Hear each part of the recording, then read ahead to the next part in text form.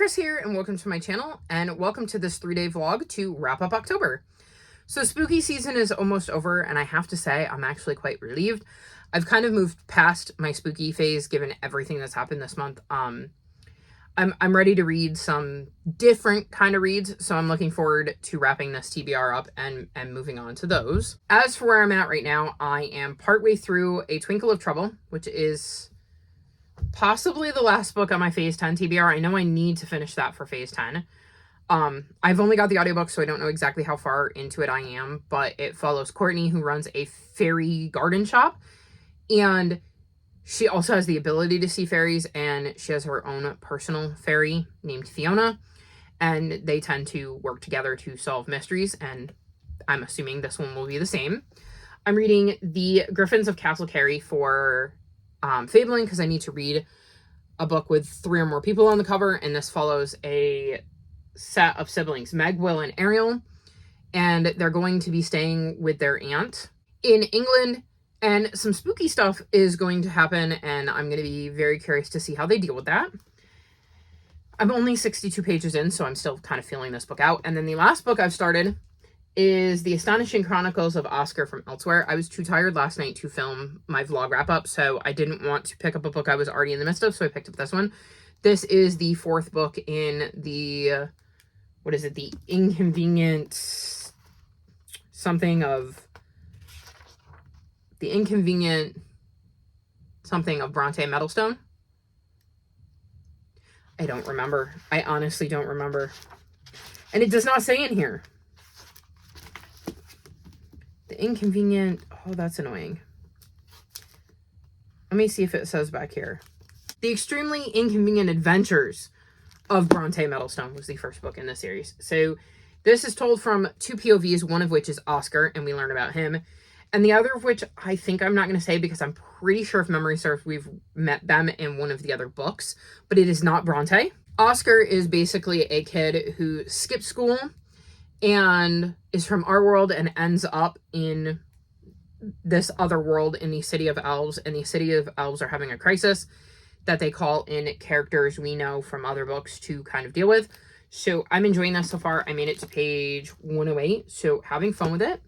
And we'll see how far I can get into this in the next 3 days. So those are kind of my main priorities. Other books that I could get to are The Pumpkin Spice Cafe, which is definitely on my TBR Harvest TBR.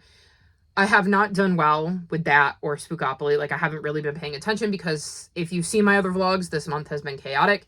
If you haven't, I don't really want to recap it again because it hasn't been the best of month, and I don't really want to think about that. My other pile of possibilities for the next 3 days are The Sister Split, which I'm reading for my Buzz Wordathon pick. It's a middle grade contemporary, so we'll see how this one goes. I have Don't Be a Drag, which is one that has potential to get me points for Fabling because it is written by an LGBTQ+ author. And it was an option for one of my queer book club picks, and it didn't get picked, but I thought it sounded interesting and ended up deciding to snag it.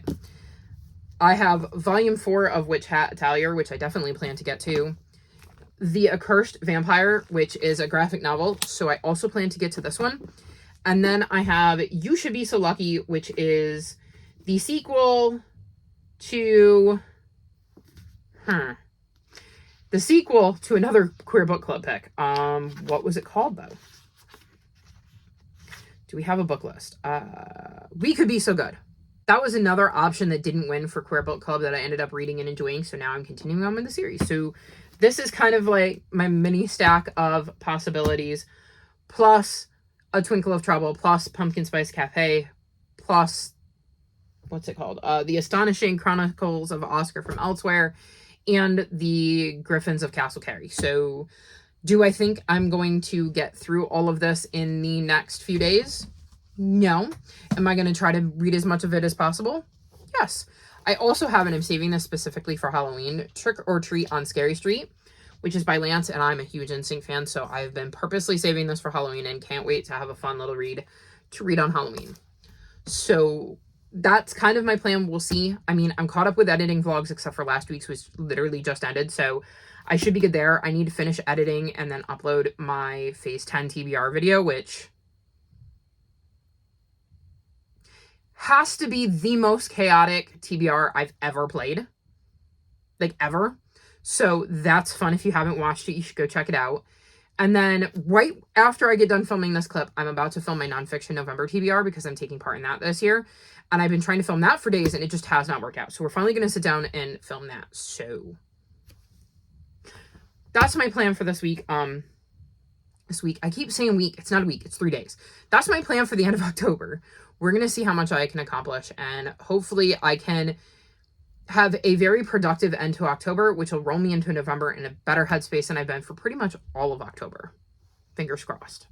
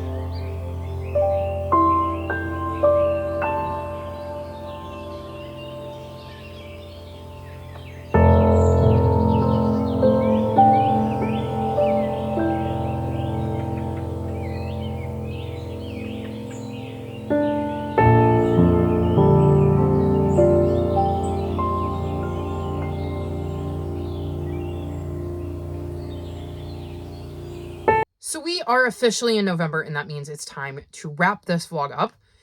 It is actually technically November 2nd.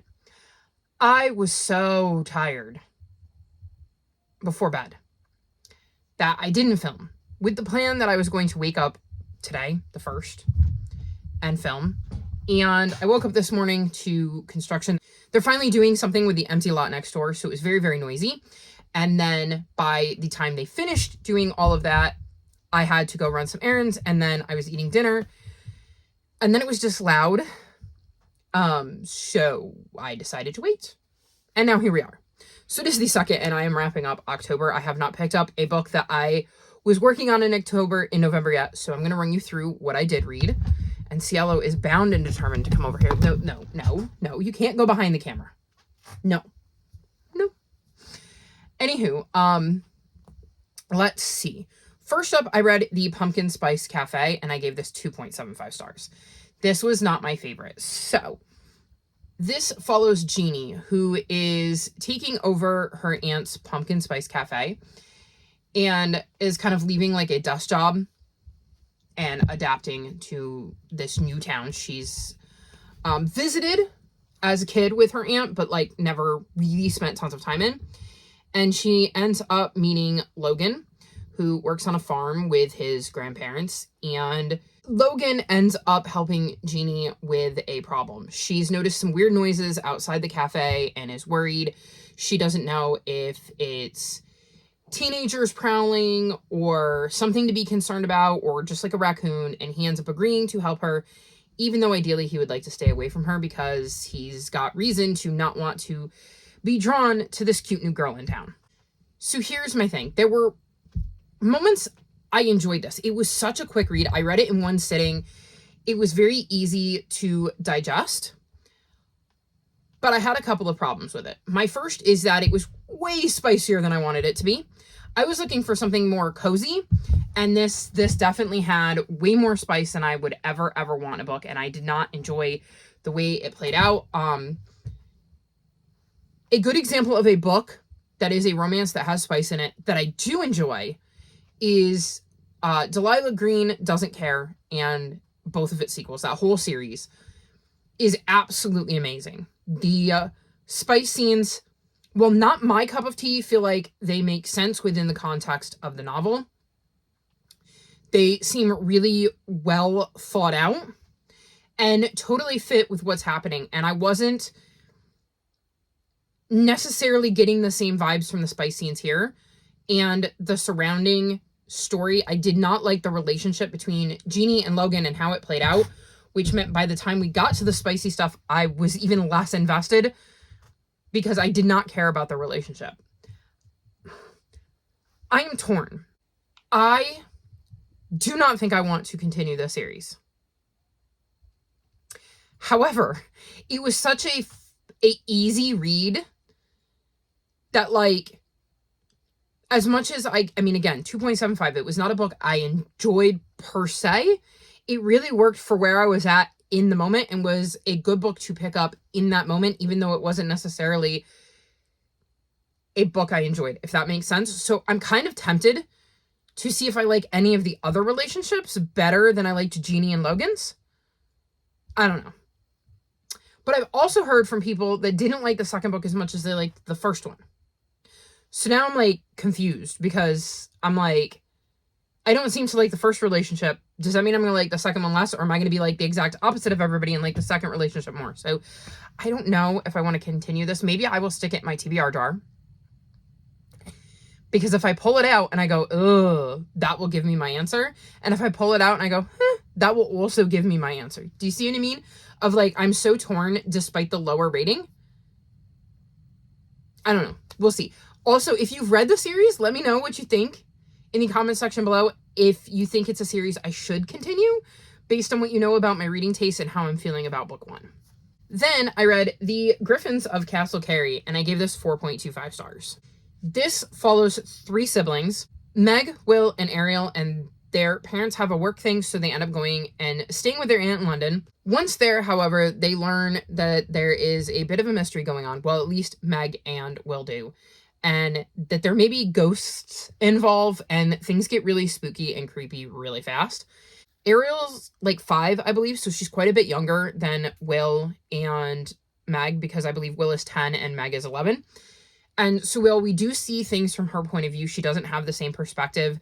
And obviously the ghost stories aren't being told to her the same way they are to Will and Meg. So we're kind of learning what's going on at their aunt's house. And like I said, there's a ghostly mystery. I enjoyed this a lot more than I was expecting to. I was expecting it to be in the 3-star range, so I was pleasantly surprised.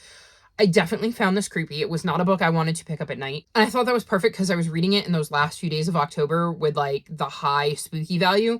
And it was exactly the kind of spooky I like. I love the relationship we see that plays out between the kids. And I love learning more about the history of the area in which their aunt lives and how that kind of plays into things. So I actually really did end up enjoying this. And it definitely makes me curious about other books by this author because I like the way she kind of pulled everything together and was very good at making me feel like I was there when these creepy things were happening. So I really did end up enjoying this and would recommend it if you are looking for a spooky middle grade. Then I read A Twinkle of Trouble, and I gave this 3.75 stars. This is the 5th book in the Fairy Garden Mystery series, and we follow Courtney and her fairy Fiona because fairies are real in this world and Courtney can see them. And Courtney owns a fairy garden shop, and in this one she's starting to try to find a way to kind of grow some of her own supplies. And the town is getting ready for the Summer Bloom Festival, and one of her friends ends up dead. Genevieve's death kind of dampens the vibes of this festival. She had recently sold her flower business, I believe it was, and kind of became an influencer, so she became very opinionated, so she's kind of rubbed some people the wrong way. So there's lots of options of people who could have done her harm. So Courtney dives into things because Genevieve was her friend, and some of her other friends are definitely suspects. So we kind of see her go about trying to piece that together, and we get to see a little bit more of the fairy world in this one, which I enjoyed. These are not my favorite cozy mysteries. I don't always love the fairy aspect, but I've definitely grown attached to these characters, and I've liked seeing their growth throughout the series because it's interesting to see how Courtney and Fiona have changed and how the people around them have changed, because there has definitely been people, for instance, who couldn't see fairies at the beginning of the series that can now. And I think that's super intriguing. And I definitely think that it will continue to be interesting because there's a couple of characters who still don't. And I'm waiting for that moment when they do. So I'm very invested. And again, the background of these series, this wasn't necessarily my favorite mystery. I wasn't super involved in that, but I still am enjoying the series, and it is definitely one I would like to continue. I also think this book is not going to stick with me long term because I'm already starting to forget the details because I only have the audiobook. So I may have to start investing in the physical books because it doesn't look like my library is going to carry them.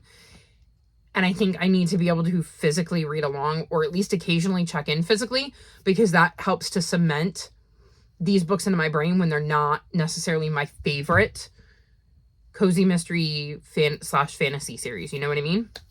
So we'll see going forward where I go with that, but I did enjoy this and I do intend to continue the series. Then on Halloween, I saved this specifically for Halloween. I read Trick or Treat on Scary Street by Lance Bass. Now, I don't know if you know this, but I'm a huge NSYNC fan. Huge. So it should come as no surprise to anybody that, of course, I got Lance's book. However, I gave this 3.5 stars. I wanted to love this more than I did. Some of the rhyming seemed a bit off, and I had to read a couple of the sentences a few times to get the gist of it. I also wasn't quite sure I followed the story. I was a little confused, and it took reading reviews to realize the things that I had missed while reading the story, and it's a children's picture book. So, I don't know. I wanted more out of this. I wanted so much more out of this, and I feel bad because, like, it's Lance, and I wanted to be able to say nice things about it. And basically, we're following a group of kids as they go trick-or-treating on Scary Street, and kids keep disappearing, and we end up finding what happened to them by the end of the book. But I don't know. There was also a bit at the end that I was a little confused on, and I don't know if I'm just overthinking it and trying to find, like, something more complicated than was actually in the book, because of the fact that I'm adult and I was expecting it to be more complicated, or if it really is not as good as I wanted it to be. Oh, and it hurts me to say that. But I did get a copy for the little ones in my life, Ducky and Vixie, because their mom is a huge NSYNC fan. So I got it for her for Halloween. So I think once I meet up with her, I'm going to have her check it out and see what she thinks and see what the kids think, because I think that is better feedback. I will say, I do really, really like the art. I know some people left reviews and said that they didn't like the art, but I thought the art was really cool as I knock a bottle on the floor. I just thought it was neat to see all of the spooky drawings that were done, and I definitely think you had that, like, spookier vibe. So I really enjoyed the illustrations and thought that they brought that spooky vibe. I just didn't know that the text really matched the art style either. So I don't know. I didn't dislike it. It's just, I wanted more. I wanted to love it more. But, you know, I didn't want to come in here and be like, oh yes, Lance wrote the best book ever. It's so great. When I didn't think it was as good as it could have been. Sorry, Lance. Not that I expect Lance to be watching this, but if he is, sorry. I apologize. I have to be honest. Then we'll move past that and go on to the next book I read, which is The Accursed Vampire. And I gave this 3.25 stars. So in this book, we're following Dragoslavia, who is a vampire kid who has been cursed by a witch. And Drago must complete all of the tasks that this witch wants, or they will be turned into worms. And one day the witch contacts them and says, I need you to find my spellbook. It's been stolen from me. So they set off with their friends Etzel and Quintus. And they get to this town and a lot of questions arise. Like, are Sarah a vampire and Aisha a witch, who they believe to have the spellbook, as nice as they seem? Or is something else going on? And we just kind of see them trying to figure that out. I found a few things about this confusing because I feel like it would go from present day to a past scene with one of the characters, and there was no shift, so it'd take me a minute to realize that we had just switched times, and I didn't enjoy that. I wasn't necessarily, like, over the moon about the art style. Like, I think it was fine, but it wasn't, like, something that I was like, oh my god, it's so gorgeous, it's so perfect, kind of a thing. However, what is tempting me to continue reading this series is the fact that there were instances of the relationships between the characters that I found intriguing, and I could see growing in further stories in a way that would be interesting to me. I also really liked them trying to figure out whether they could trust Sarah and Aisha, and kind of the relationship they were building with them as they were trying to figure that out. So I think, because there's only one other book in this series as of right now, so I don't even know, it may be a duology, I will probably finish this series, or at least catch up on it, because I was intrigued enough to keep going. And again, graphic novel, it won't take me long, and I want to see if the second book gives me more of what I did like in this one, or if it continues to focus more on the things I didn't like. So we'll see.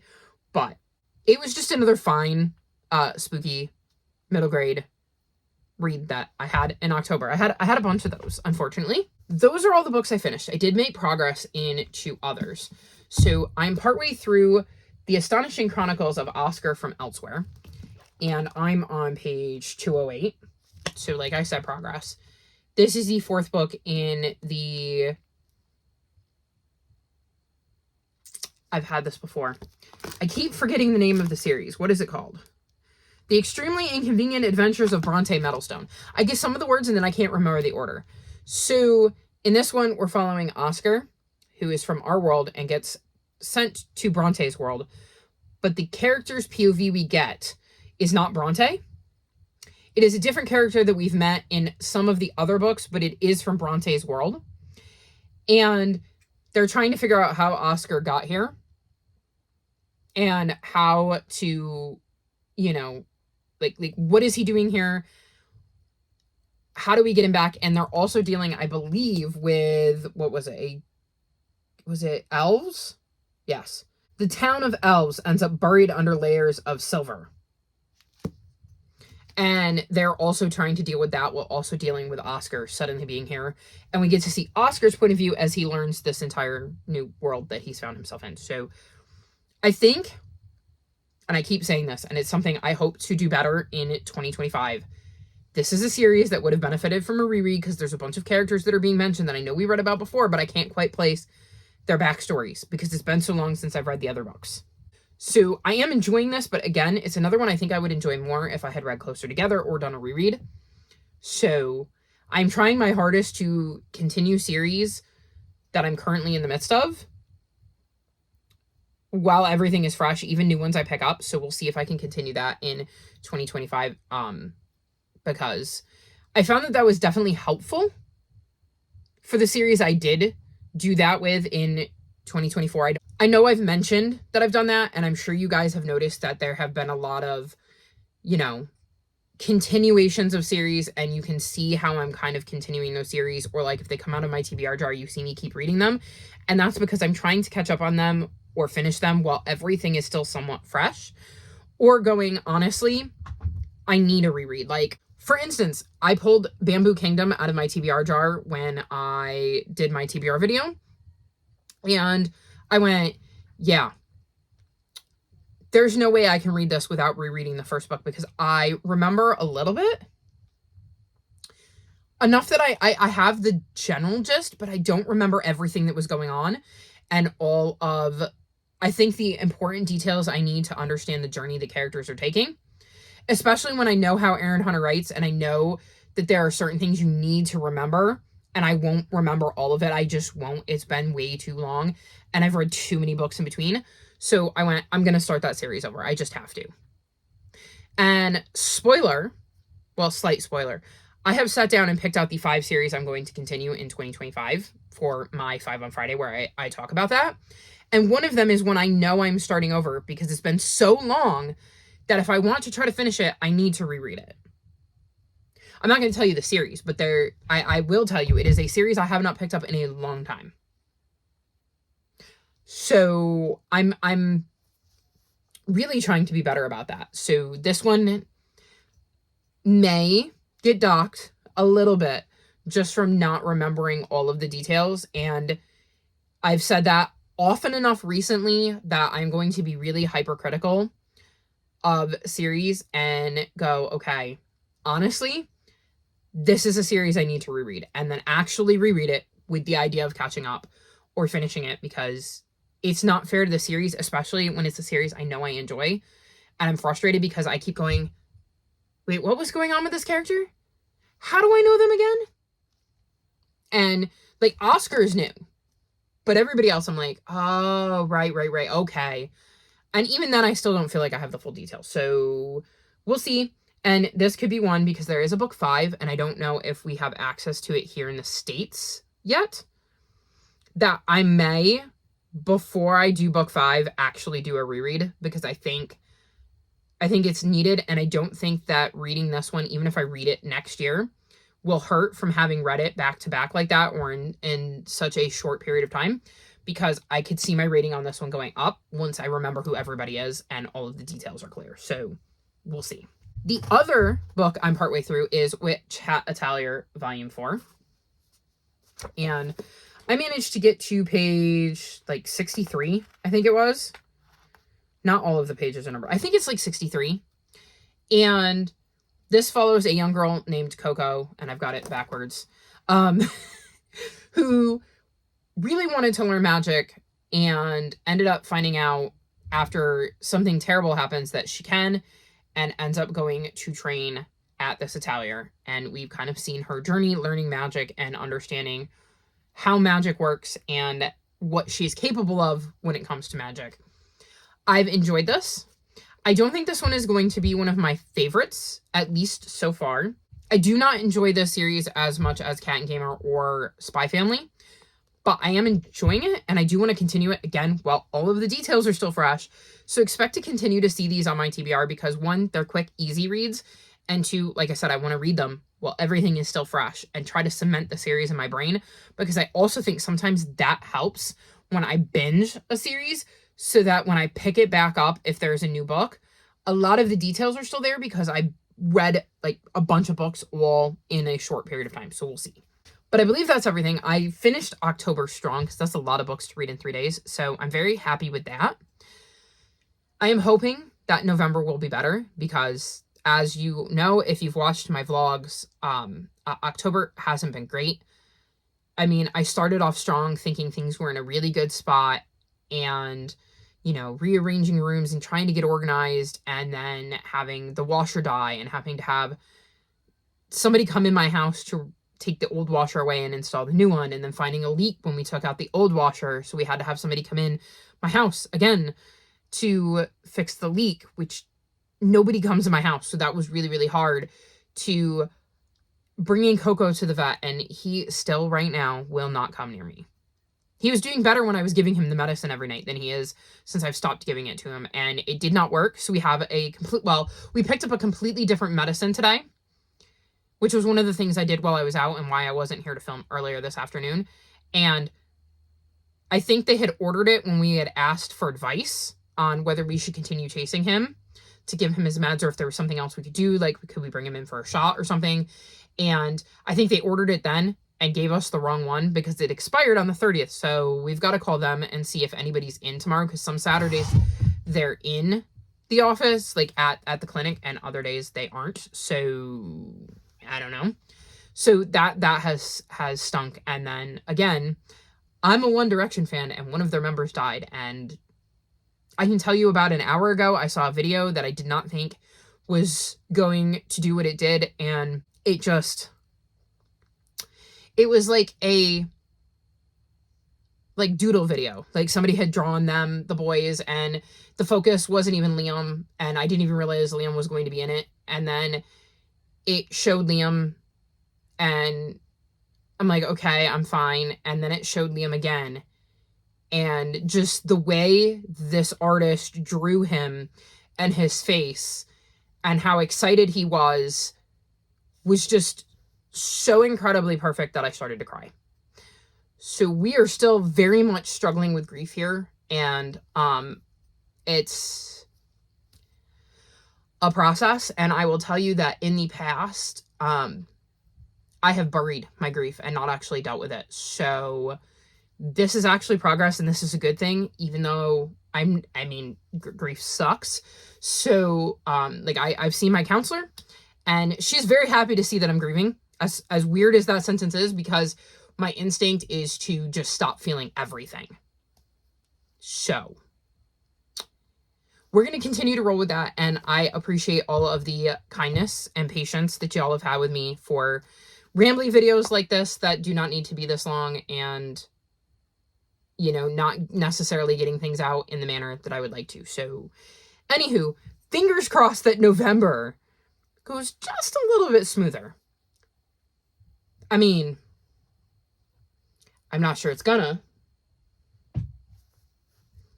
You should watch my TBR video if you haven't yet, because I'm not sure it's gonna, but fingers crossed that it maybe is a little bit kinder to me than October was. Anywho, October is over. We're moving on to November, so I'm going to wrap this vlog up. All of my social media is linked in the description below if you'd like to come chat with me. If you've made it this far in the video, leave me ghosty emojis for one last Halloween thrill. Like this video and subscribe to my channel, and I'll talk to you next time. Bye!